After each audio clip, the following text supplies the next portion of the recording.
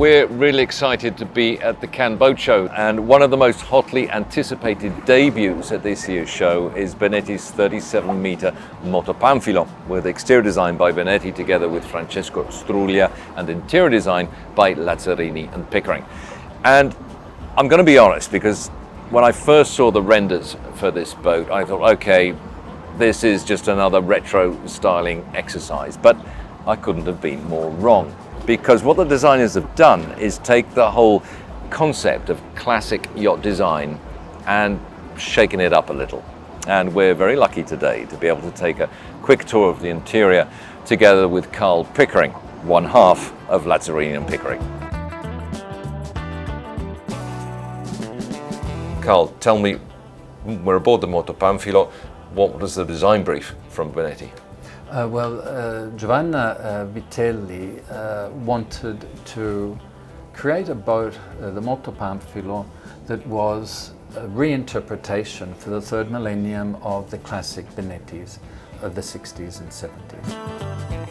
The story started from the idea of Benetti, of our team, to recreate, to give life to the Motopanfilo, but in a completely modern take. We started to study with Francesco Struglia, who is a very talented designer, which were the design elements that were defining the Motopanfilo of the 60s, and at the same time trying to capture which were also the elements that were creating the sense of creativity, of expression that was pervading those times. We're in the main salon, obviously. I mean, where do we see these elements? Well, the first element is the rib, like as a bulkhead. And so we have these ribs that structure the entire space from bow to stern on all three decks. So we've taken these panels, so between the two ribs, we have a panel which is like a nautical door. So yes, rather than like reproducing a nautical door with its rounded corners, it's now a panel that, together with the element also the portlight that becomes a lamp, we have given it a contemporary meaning with functions. And you mentioned that in the past there was a relatively small palette of materials, be it teak or mahogany. What are the main materials on board the Motopanfilo? Well, in this version we have the wood, we have the ribs here with the veneer.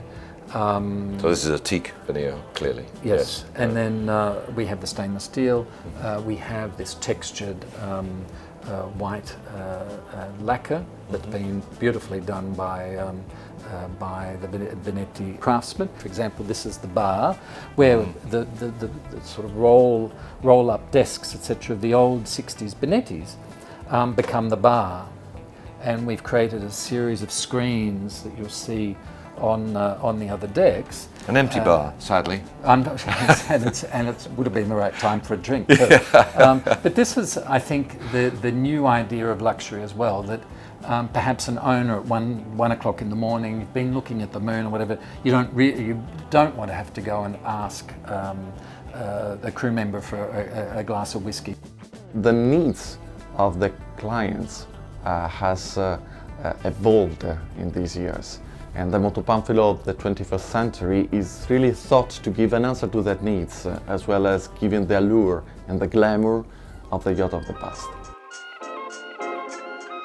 So here we're moving into the owner's suite, which is on the main deck forward, little study there. And then we see the same motifs repeated here as we saw in the main salon, right?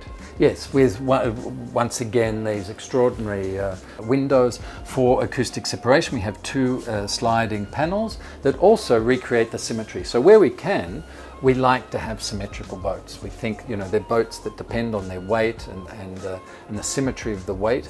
And so where we can recreate that symmetry, we love it. And I noticed that the colour palettes are quite muted, but also very nautical, aren't Yes. they? And that was done on purpose, presumably. Yes, it's a reinterpretation of the classical blue and white of the 60s and 70s Benettis, but it's a more actual, you know, more contemporary feel with this blue-grey which we think works very well. And the stripes, but how we've interpreted those stripes together with Loro Piana is very different. We wanted to give this boat the aura of our custom yacht. So it's a semi-custom yacht, but through the quality and through the attention to detail that I think in your video people will be able to appreciate. That attention to detail has been matched by the enthusiasm and the craftsmanship of the artisans.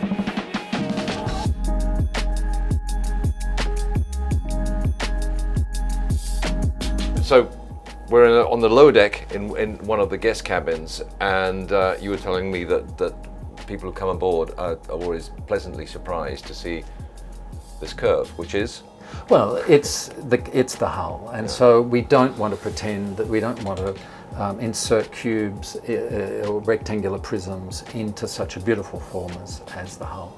So we have the same elements, we have the same ribs. We've reversed the rapport of the materials, which gives you an idea of the flexibility and the customization that's possible. So we, as I said, we can go from futuristic to extremely or dark or traditional, with more presence of wood. But it's amazing how much it changes. You've just reversed it. Instead of teak on white, it's white on teak.